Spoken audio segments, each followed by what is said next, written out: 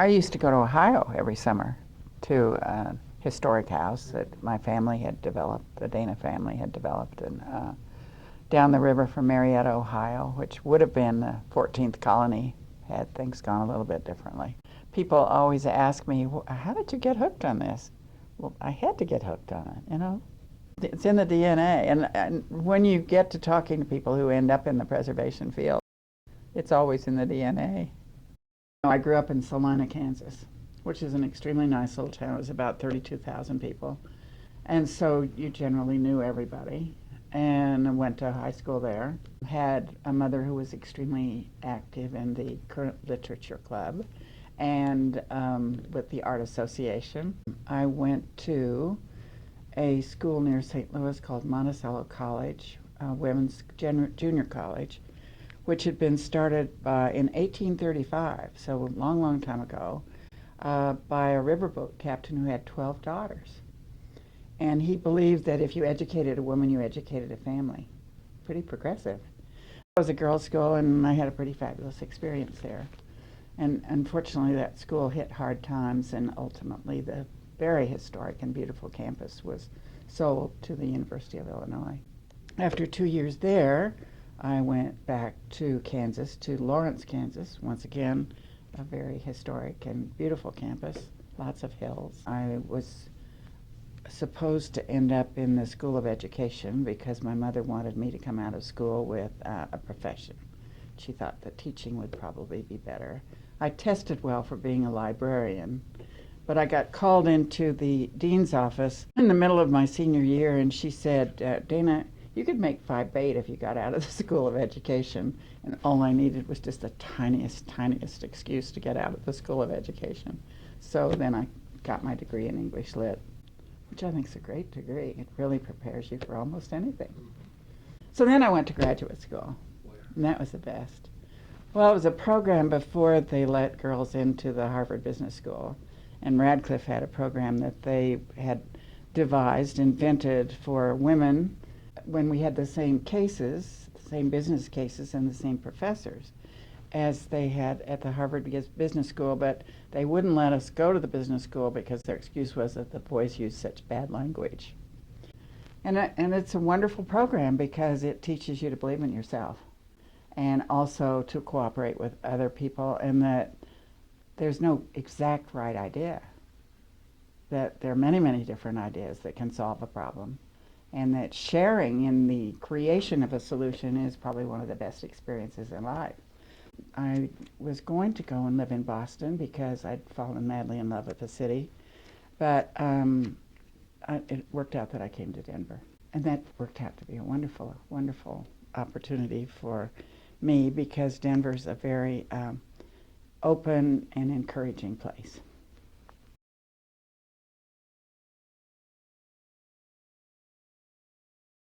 I came out here and almost immediately met John Crawford, and that turned out to be a wonderful, wonderful relationship, which produced 4 sons, and at quite an embarrassing, rapidly rate. But anyway, we used to laugh and say that every time we went out for a drive, we went to St. Luke's Hospital and had a son.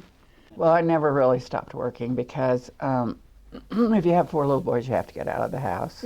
I'd been working as almost a full-time volunteer at the Denver Art Museum for a good many years. Denver in the middle 50s, which is when I landed here, was a pretty Victorian town and had a lot of funny old habits. But it was kind of an oil boom and things were changing, and I wanted my Boston here and kept going to lower downtown and seeing that many of the buildings were just completely similar to what had been going on in Beantown. I just kept going back and finally found the 1400 block of Larimer Street, which was slated to be demolished in the Urban Renewal days. I went to the public library and asked to get information on the 1400 block of Larimer Street. And suddenly I realized that I was just surrounded by books and clippings and photographs, and I kind of remember the feeling of the hand of fate on my shoulder that said, you don't really have a choice about this. You have to go for it. And then I began to figure out how to developed the block.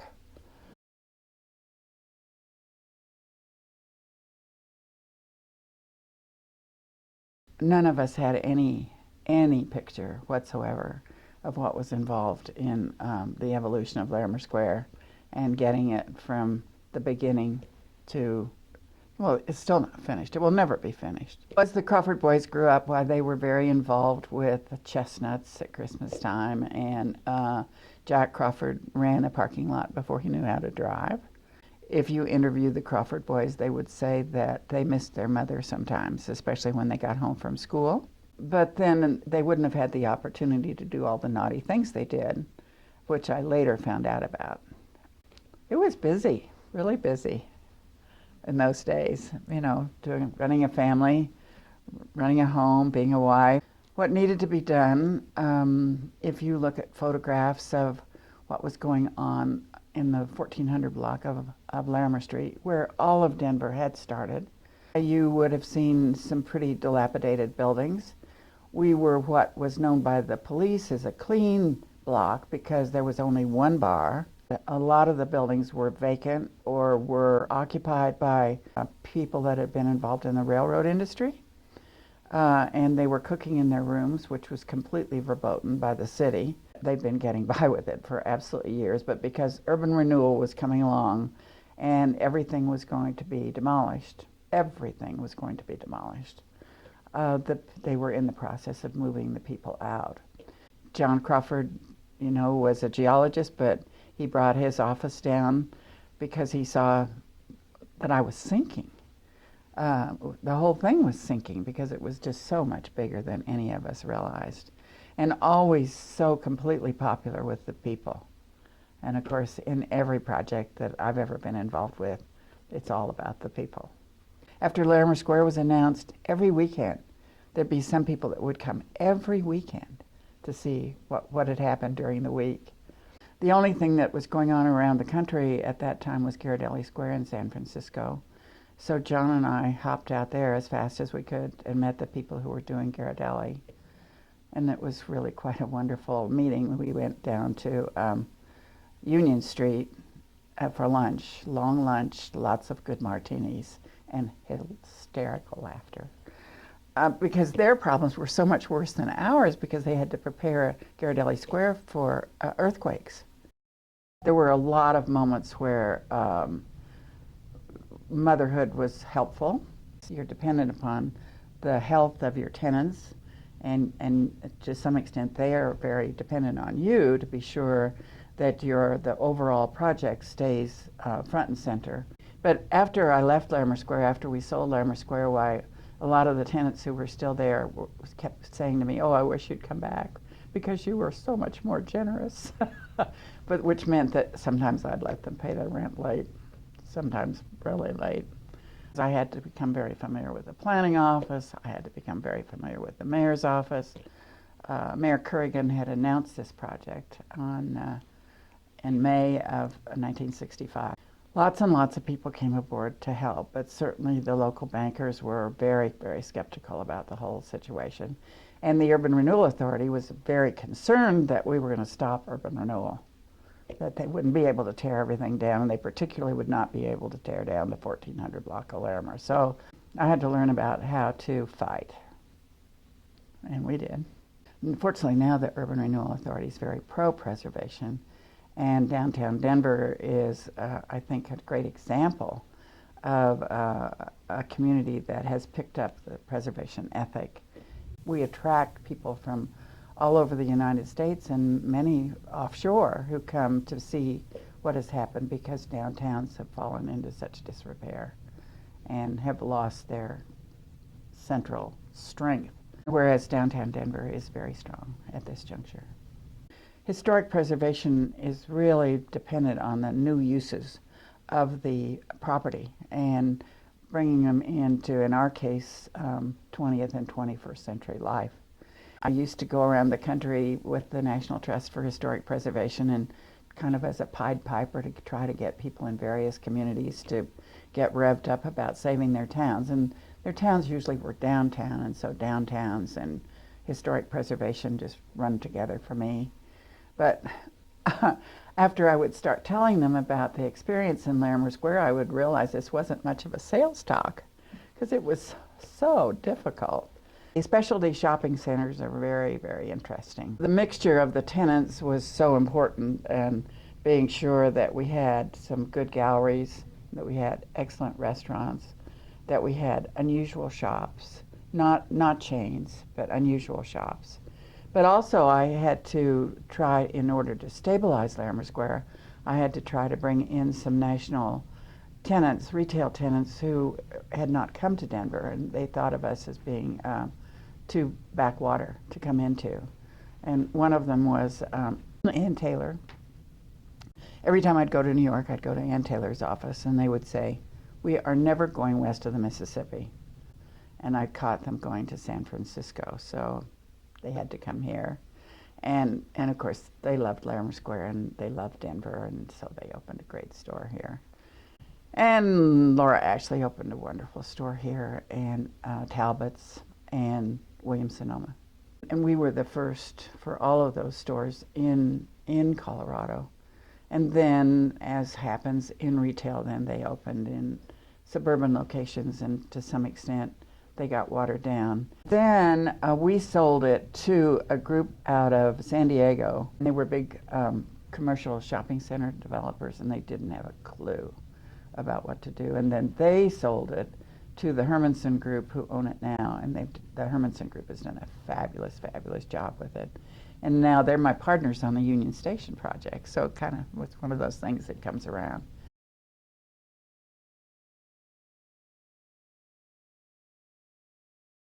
In 1980, Charles Calloway came to my office, and I had met him before because in Larimer Square we had had a stained glass dome that I knew had come out of the Oxford Hotel, and I had run into him at some occasion and said that I thought it should go to the Oxford. I guess one would describe him at that particular time as striking the outside world as being a hippie. I had plenty of chairs in my office to sit down, but he sat down on the floor, and he was from East Texas, and he said, "Dinah, I have the Oxford Hotel, and I'm in trouble."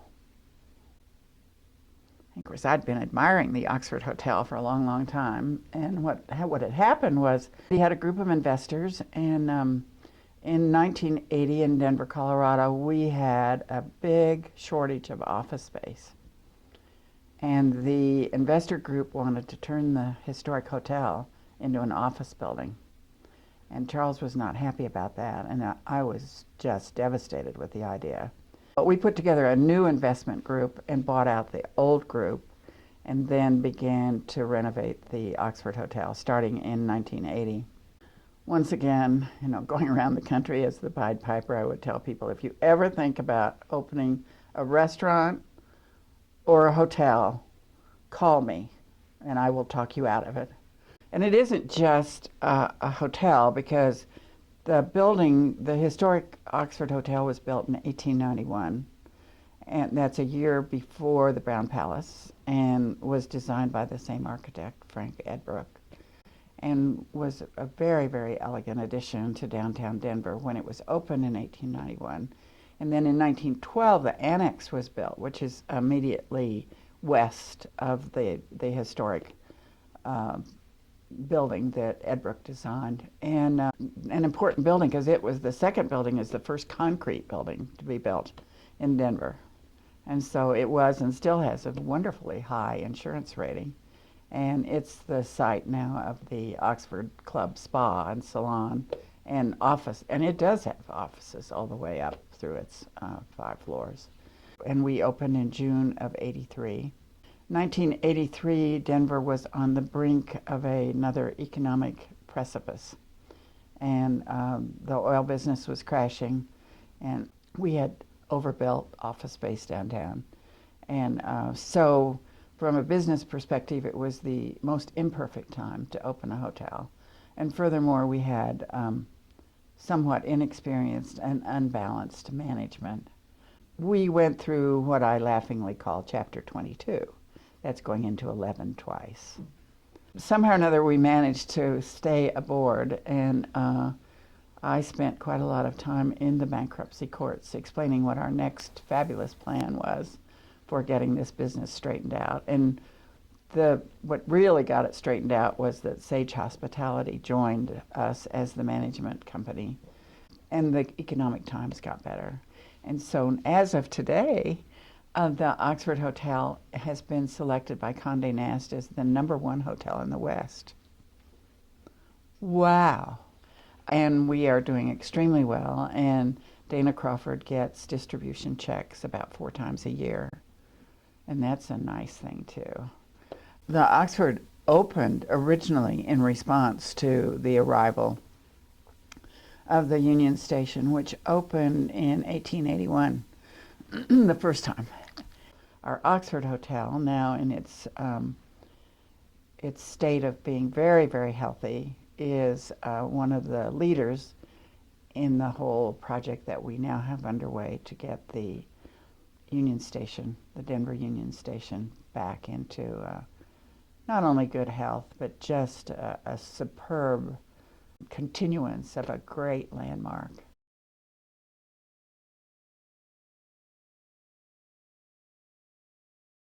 In Larimer Square, almost every tenant represents a local business.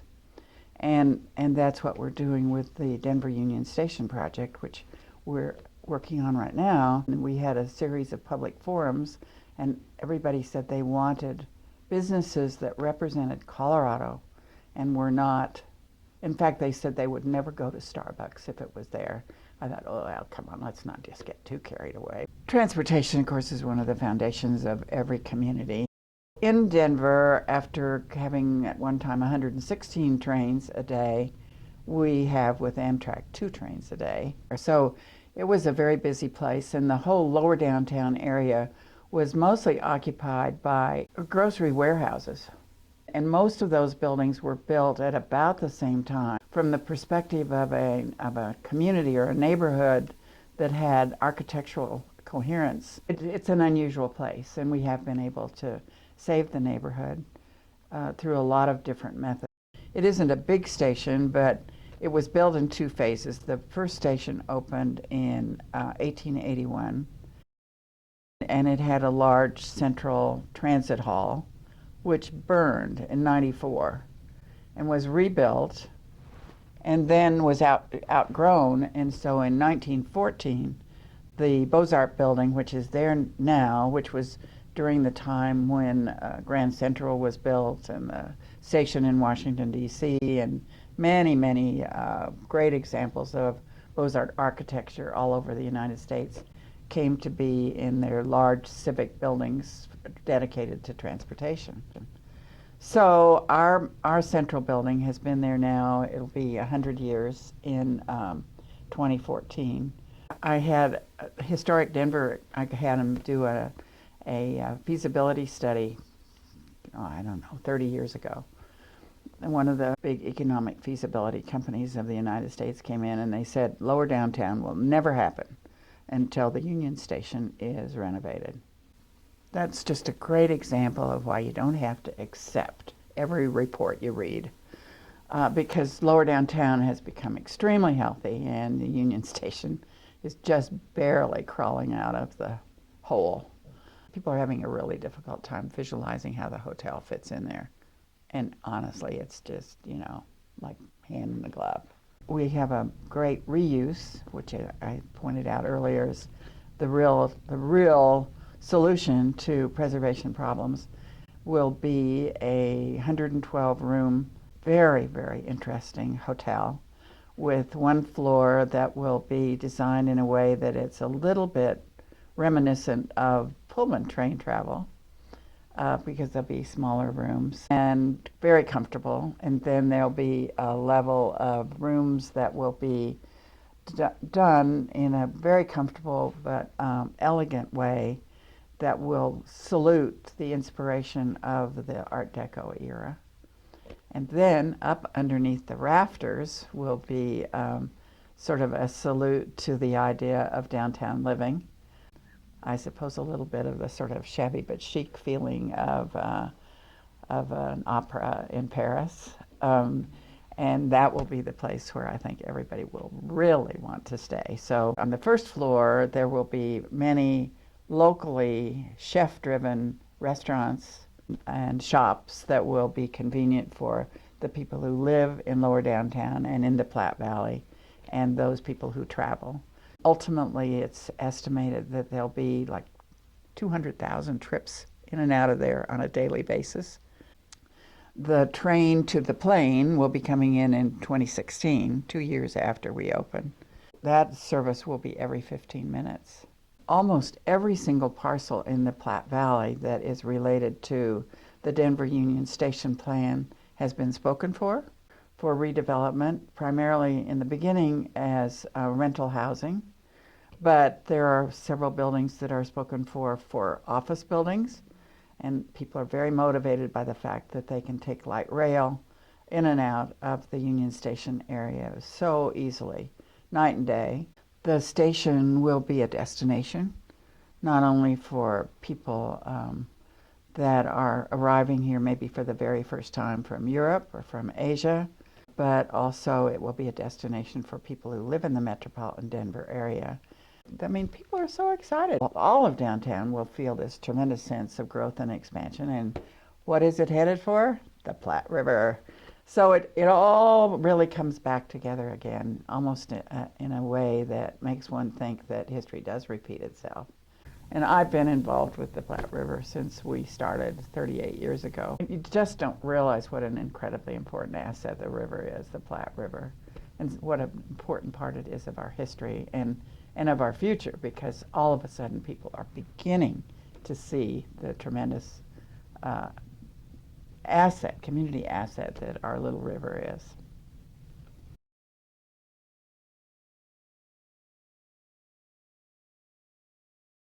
I was involved in starting the first housing downtown. After, of course, everyone had said that no one would ever want to live downtown. Didn't accept that as a given. For example, the Downtown Denver Partnership, which has been such an important part of the health of downtown Denver, all of those people firmly believed that no one would live downtown unless they were itinerant and a bum. But of course, they all said no one would come to Larimer Street, too. Well, the first building that we did had been designed by Frank Edbrook, and I called it the Edbrook Building because we had to do pre-sales in order to get loft housing going in lower downtown Denver. Had to pre-sell half of the 44 lofts before we could get a construction loan, and we had to get Fannie Mae approval, and the Fannie Mae officer was in Dallas. I had, of course, a slideshow and presentation of everything that was going on in downtown Denver and a great sales talk, which I went through, and he said, "Dana, what makes you think that we at Fannie Mae would approve an old warehouse in this stupid old neighborhood at a time when we haven't given approval for any housing in the state of Colorado for 3 years?" Gulp. So I said, "Well, do you ever come to Denver?" And he said, yes, as a matter of fact, my couple of assistants and I are coming in a few weeks." And I said, "Well, the next question would be, do you like martinis?" He said, "Well, as a matter of fact, I do." And I said, "Well, brace yourself. We're going to have a party for you in that stupid old warehouse with all these, I had all the contracts for the people that had signed up, and I had takeout financing for every single one of them from San Francisco, of course. And I said, we're going to have all these people, and we're going to be in this stupid old warehouse in this stupid old neighborhood. And I guarantee you're going to have a good time no matter what happens about Fannie Mae." So, of course, we had a great time, and we got the approval. And that really started kind of the whole housing boom downtown, which is continuing. Now, of course, with the big boom in rental housing, there are, I think, something like 8,500 units that are under construction or about to go under construction. And of course, that means when you get people living downtown, why there's new life 24 hours a day. And it's been a very, very important part of our community. And a lot of other communities have realized that, well, you know, gee, if people in downtown Denver are having such a good time, why maybe people would move to downtown Pittsburgh. Or there's so many good stories now. And the great story now is reverse migration coming in from the suburbs. People are coming in. And of course, the millennial generation, which has selected Denver as their sort of #1 destination, they want to be downtown where the action is. And then they get married, and then they have to go, you know, get involved with diapers and lawnmowers. And then the minute they can, they come back. So it's a great story, and it's going on all over the United States. Well, and just the sense of community. People that come in from the burbs, that when we started the Edbrook building, and people moved in from the burbs, they said that, you know, they might have lived someplace 20 years and didn't really know their neighbors, or were constantly required to go every place in an automobile. And that, I mean, it just was a whole, I'd see somebody and they'd say, I haven't had my car out for 3 weeks. And I mean, that was just part of the whole experience of living in a very, very convenient location. So, and I always said that for every loft that I sold, that meant that there'd be 4 more sold, because people would come and they would just see what a wonderful lifestyle it was. The really interesting thing that's going on right now with the rental housing, and this has been proven all over the country, and certainly we found it to be true when we introduced condominium loft housing in the old warehouses in lower downtown, is that the people who take the first risk are the women.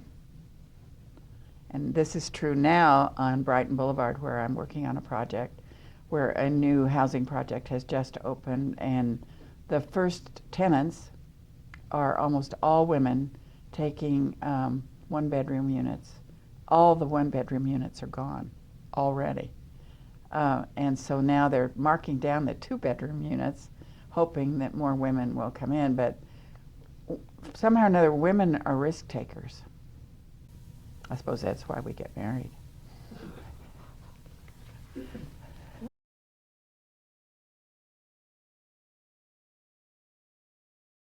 It's a great story about saving lower downtown, and it will become better and better and better. But at this point in time, we need more retail.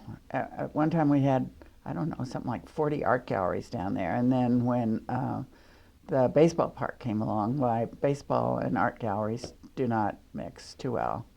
So although Wazee Street still has some of the best galleries in town, most of the galleries scattered. A lot of them went to the Golden Triangle, and a lot of them are now on Santa Fe. The tenant mix in lower downtown still needs to be corrected.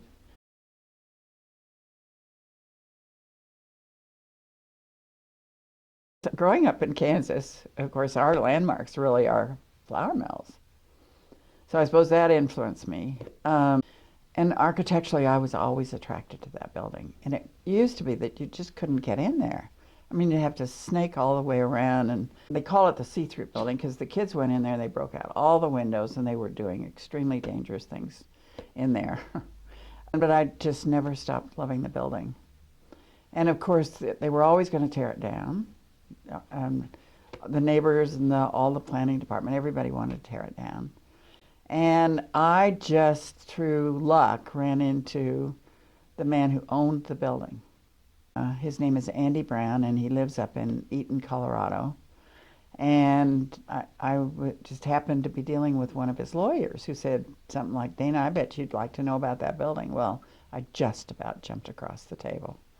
And then I went up to see Andy Brown, and we got the building under contract for redevelopment. And then I had to deal with the city. And the city, of course, thought it had to be torn down. And the planning department said, well, you have trains that go by there all the time. And I said, well, have you ever been on the East Coast?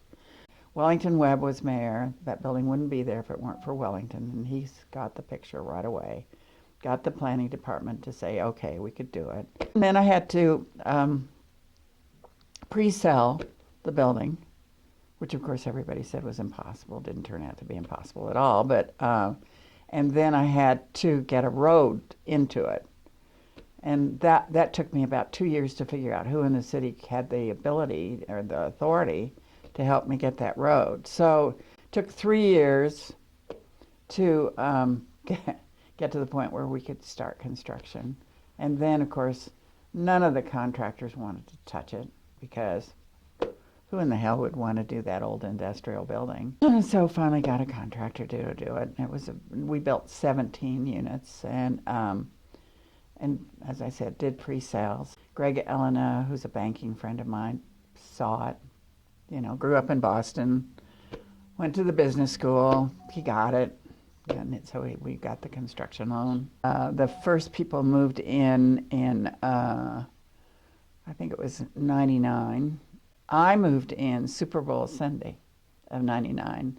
And of course, no one would help move in when we were playing in the Super Bowl. And I had done the building as a tax credit building to help my condominium buyers. There's a line in the law that when the building is placed in service, why then you are finally, as the third phase, eligible for your tax credits. So I moved into my loft before the plumbing was hooked up. A friend of mine who lives up above Georgetown, Julie Holmes, helped me move in. And then we had to stay at the Oxford Hotel, and the game was going on, so we were both just aching. And we went to the Oxford Hotel and got into very hot tubs up to here, and then went down into the bar and drank martinis and watched the game. And we won the game, of course, and had a wonderful supper, and then had to get no problem of getting a good night's sleep that night, and then went back and started working on the loft again. So, and I've lived there ever since. And it's such a fabulous place because it's on a park, it's on the river, you have a fabulous view of the mountains and great view of downtown. And generally it's full of really, really nice people. So it's a happy story. Then we added on to it. Well, actually built 30 new units that are complementary to the historic building. Some things didn't work out quite the way I wanted, but it's a really fine place to live.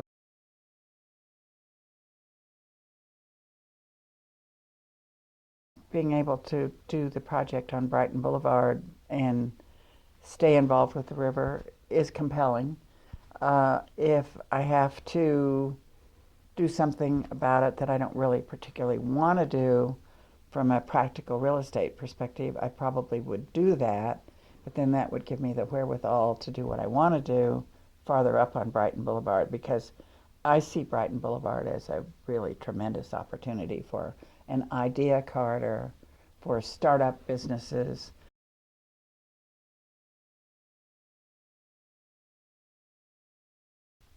Preservation is certainly different today, and I'm really worried about it.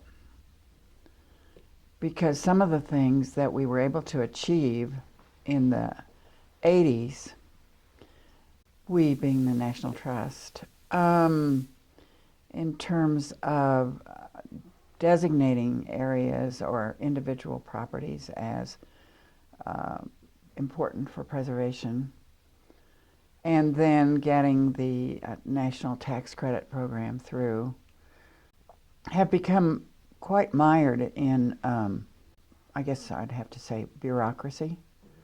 For example, I don't believe that Larimer Square, which we did in the 60s and 70s, and on a continuing basis, but I don't believe it would be possible today because there's so many rules. And not that they aren't good rules. I mean, ADA is a really good thing. Getting rid of asbestos is a really good thing.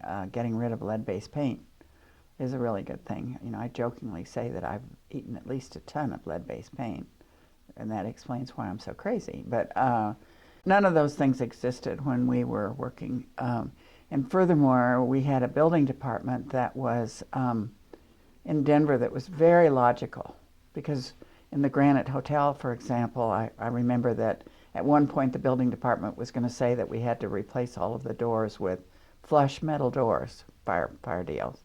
And John Stone was head of the building department, and I took him up and down the halls, and I said, John, are you going to make us ruin this building? He said, oh no, we'll figure it out. We'll figure it out. There are a lot of reasons that it's more difficult, and that a lot of those issues have to do with safety. But logic has to prevail also. In downtown Denver, for example, we tried to do a preservation district in the regular part of downtown, not lower downtown per se, because in lower downtown we do have a district. In the rest of downtown, we tried to do this district, but in order to draw lines around it, it put a lid on the future development of these areas, and obviously the property owners didn't like it, and it wasn't logical. So Jim Johnson, who is a prominent architect here, came up with the idea. He called it the chocolate chip theory of preservation. And so we just said that all of the buildings that were important in terms of preservation, which were kind of dotted around downtown, that they were just chocolate chips in the middle of this great cookie. I've just decided that if you relate a lot of things to food or booze, it really does strike a bell.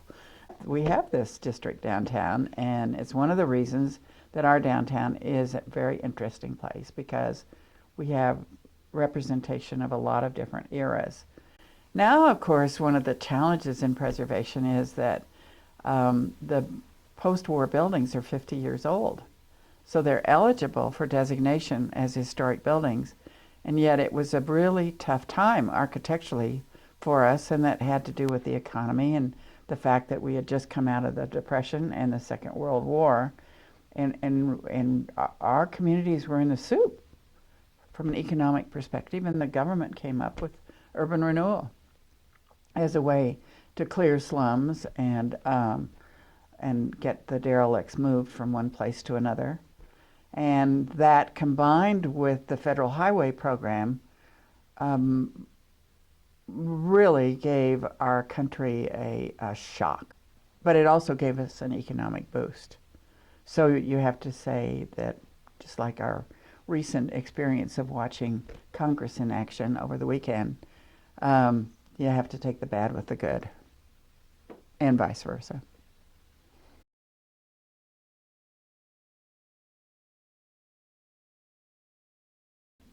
The timing of this question is just devastating. I'm sorry. I just finished cleaning out the basement of a building at 3012 Huron, which my son and I own, and we're in the process of selling.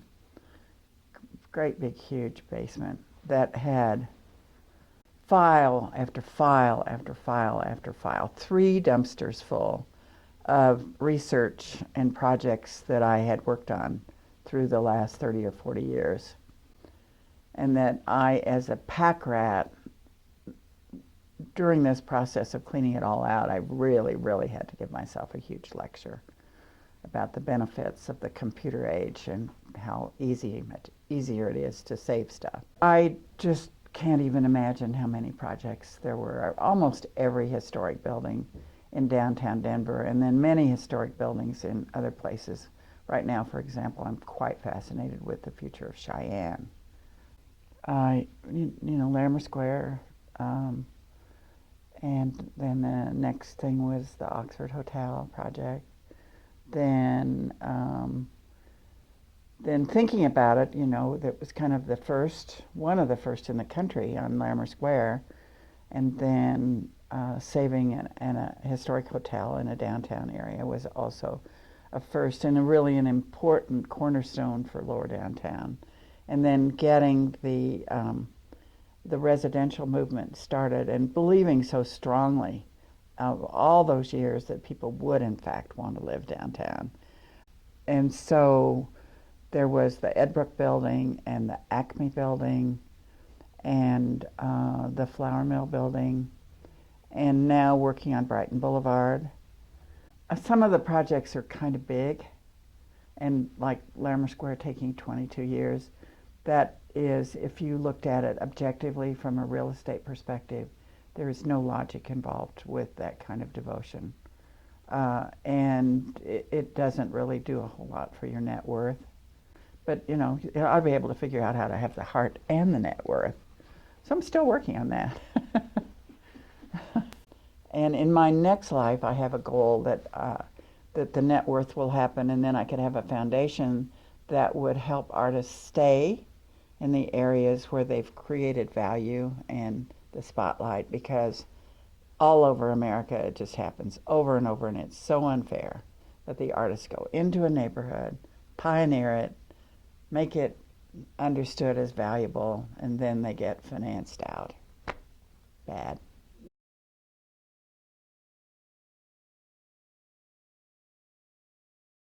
First of all, I don't think that I'm going to ever retire. That's not appealing. Uh, the Union Station project for the next 2 years is probably very compelling, and then I'm involved with this project on Brighton Boulevard. And I don't know exactly what's going to happen there because there are a lot of different ideas that we're working on. Denver is one of the really startup capitals, along with Boulder, and then the whole Front Range in the United States. We're really second only to Silicon Valley. And there's so much going on in that regard in terms of building for the future. So that's what I want to do, build for the future.